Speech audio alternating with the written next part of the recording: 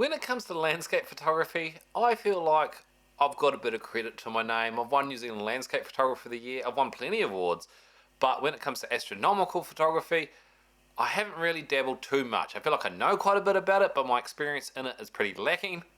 This episode is going to be about me trying to get my head more around astronomical photography.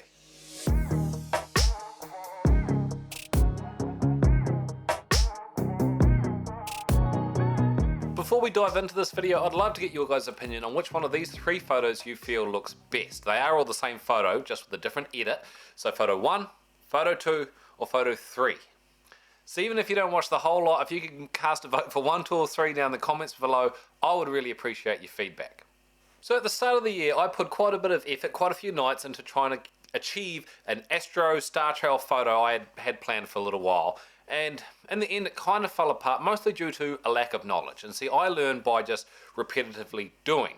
So I thought I'd finally get my A into G and get my head around that and do some repetitive astro, star trail, night lapse, Milky Way photography and learn how to really get this done. So I feel there are three main types of astronomical photography. There's Milky Way photography, there's star trail photography, and there is deep space photography. Now I'm not going to be doing any work on deep space photography with telescopes and stacking, etc. I'm just going to be focused more on star trails and the Milky Way. So the reason I'm focusing on just Milky Way photography and star trail photography is they give me a bit of a mix, depending on what the moon is like, of different types of photography I can work on. When there is a full moon or very close to it, star trails is still an option, but the Milky Way definitely does not look as good as compared to when you shoot it at a new moon, where there is far more detail in the sky, far less moonlight to contrast to fight with the stars against, and you can get a lot better Milky Way galactic core photography around those darker non-existent new moon nights. So night 1, let's give this a shot. So I grabbed my medium format GFX landscaping monster and the only lens I've got for it, which is a 40mm f3.5. Now a lot of guides say to go as wide as possible, but I thought I would still be fine. I mean, I've won plenty of awards for landscape photography with a 40mm lens. In my previous attempts at astrophotography, I've had some issues with condensation and dew building up on the front of the lens. So one way to partly avoid this is to not set your camera, your lens up over grass, over wetter subjects. So I set my camera up on a path, on a gravel track that I walked along that night. But being limited to that path also limited my composition a little bit, and at 40mm I was really struggling to frame any form of landscape up with the night sky behind, so that absolutely failed very quickly. 40mm for astrophotography is just not wide enough if you're starting out. I would recommend the full frame equivalent of about 18mm or less. The wider, the better. Next thing I learned was actually for editing star trail photos. You don't want to edit your initial photo that you're going to sync all your settings across to look good. You actually want it quite dark because you don't want too many stars. If you really bring out as much astronomical detail as possible, then when you blend it all together, your star trail actually looks like a little bit of a mess. Going darker, toning it down a little bit, looked better for the final star trail result, but overall we definitely need to practice this far many more times. So night number 2, I kind of fluked out on this and had the southern pole right in the center of my top of my shots. However, this was a very cloudy night and I was just trying to get as much experience as possible, and cloud really did not work. I also made a massive mistake of not taking a test shot first. I really should have done that, and I need to find an app to help me point out and align those southern, or if you're in the northern hemisphere, northern poles for composing those astronomical star trails with my landscaping shots.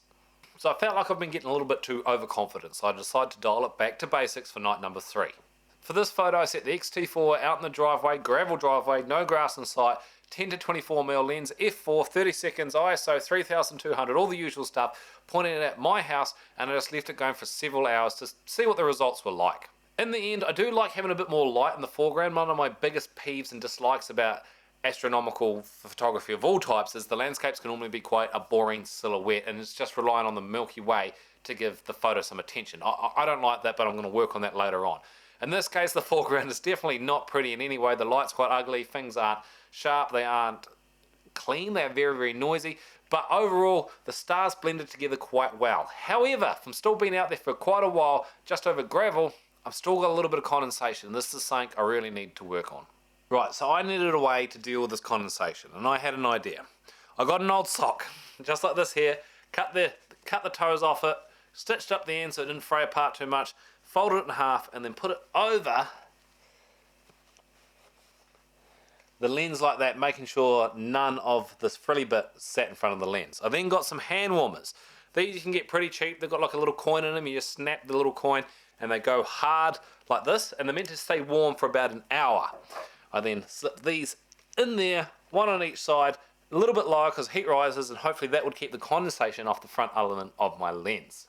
So night number 4, I set my camera up pretty low to grass. I'm trying to get condensation here, and had it facing towards some street, some city lights, and towards the setting sun. And I did like that little bit of colour they added to the shot, and I left the camera for about an hour just doing time lapse with that homemade DIY lens warmer, hoping to fight off the condensation. In the end, the final astronomical shots were pretty neat, and I had no condensation on the front lens.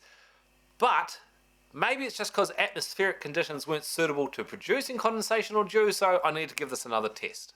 So night number 5, 2 cameras, exact same lens, exact same settings, going for about, I think I went for about 40 minutes, doing a time lapse on a pretty cold night to see if I get any condensation. One with the DIY old sock and hand warmer, lens warmer, decondensation dew filter that I'd made, and one without. Came back after that 40 minutes, checked on them, and they both did not have any condensation. So unfortunately, this didn't prove anything. However, what I did find out from it is after about 40 minutes, half an hour, these were pretty much cold. They weren't going to last the hour, so this wasn't quite doing the job. So I came up with an improved the plan of the DIY lens warmer. So what I decided to do is keep the old sock still around the lens, just to help prevent air from getting close to the barrel of it. I then just got this cheap little $2 clamp and a USB power bank, and I clipped it onto the bottom down there. And then this real cheap little just bendy fan into the USB port. I'm hoping that there, just blowing air across the front of my lens, will help do a great job.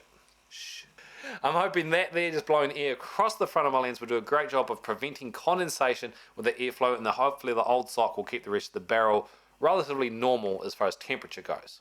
So night number 6, so I had my amended fan-powered old sock DIY lens decondensation dew preventer going, and I left the camera for an hour on a real grassy, moist area. And after an hour of going and having a helicopter fly through my shot, I came back and things still looked pretty dry. Like there was no condensation on the lens, etc. But I was still worried that it was just because atmospheric conditions weren't pro to producing that condensation. I'm not 100% sure about this clamp. Like it holds that fine, but around the tripod leg or neck, there's just not a lot for that to grip onto. So I need to find a way to make that combination there work a little bit better, but I've got high hopes. We'll give this another test. So night number 7, I got a tractor set up in the paddock. I had my DIY condensation preventer set up with the old sock and the USB fan blowing air across the lens, and I had an idea to shoot a time lapse during sunset of a photo every 15 seconds. This is just to give me a couple of shots to try and blend into my star trail photos later on to see if I can get a bit more light into my foreground. So after several hours of leaving the camera out there, I came out to check on it all to find the whole camera is absolutely covered in condensation except for the lens. So my sock and my fan were doing a fantastic job of keeping the lens clear. I'm definitely going to be able to keep using that. But I made a big mistake. I forgot one of the best rules of landscape photography while I was so focused on astronomical photography was I need to make sure I get good light on my subject. This was set up facing the sunset. I was going to be in shade. It was never quite going to work. That was a bad idea, but it's a good idea to try for next episode. If you have any tips or corrections about anything I'm trying to do here, I'd love to hear from you down in the comments below. Like I said at the start of the video, if you could comment on which one of these 3 photos you think looks best, which is photo number 1, photo number 2, or photo number 3. For those wondering, these are also stacked of about 10 photos to get far less noise, but I'll cover that off at a later date as well. I would love your thoughts and your feedback on those 3 photos to see which one you think is best. If you have any questions, let me know in the comments below. If you could like, share, and please subscribe, it would mean the world to me. But until next time, I'll catch you next time.